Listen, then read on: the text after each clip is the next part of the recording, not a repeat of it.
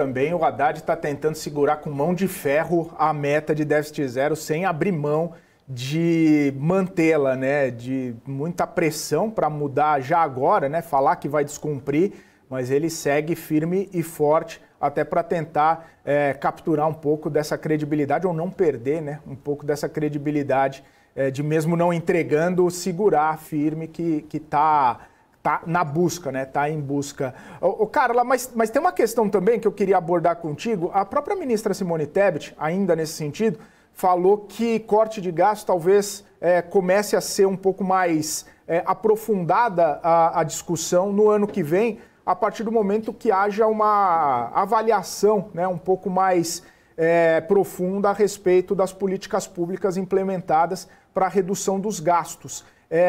Que tipo de proposta, né? Que tipo de avaliação, que tipo de argumento a ministra está buscando colher, né, com essas avaliações para colocar em discussão, para propor algum tipo de corte de gasto apenas no ano que vem e não necessariamente trazer essa discussão para esse ano, já que é muito importante, premente e o próprio mercado já tem pedido bastante essa discussão em paralelo com o aumento das receitas para arrefecer um pouco esse risco fiscal. O que a ministra busca? Quais os argumentos? Qual o foco, né? A gente fala de Estado, as contas elas são feitas no ano anterior, né? E esse orçamento ele vai ditar quanto vai ser gasto no ano subsequente. Então não faz sentido começar a cortar gastos ainda em 2023, sendo que esse orçamento foi feito lá em 2022. O que está sendo discutido nesse momento são justamente os gastos do ano de 2024. Então faz sentido levar essa discussão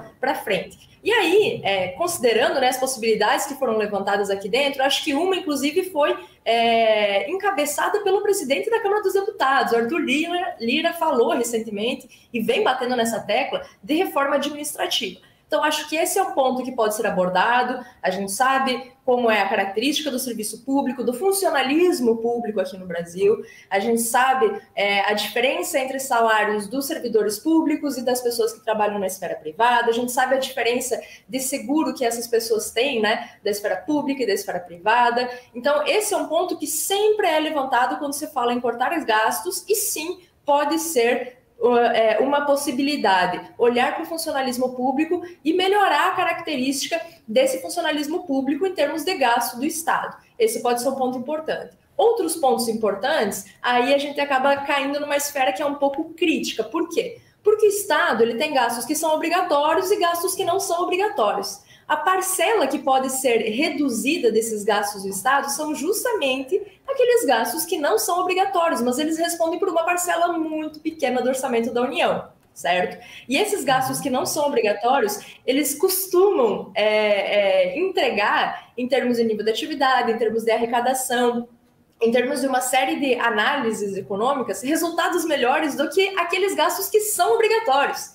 Então, você tem pouco espaço para cortar, e se cortados esses gastos, eles têm um desdobramento sobre, inclusive, a arrecadação, a evolução das contas públicas, o nível de atividade nacional, que pode ser muito negativo. Então, sempre que a gente fala de cortar gastos, a gente tem que olhar para a nossa estrutura atual. A nossa estrutura atual tem pouca margem para corte de gastos. Se isso for feito, a gente vai ter desdobramentos negativos em termos de nível de atividade e, por consequência, em termos de arrecadação.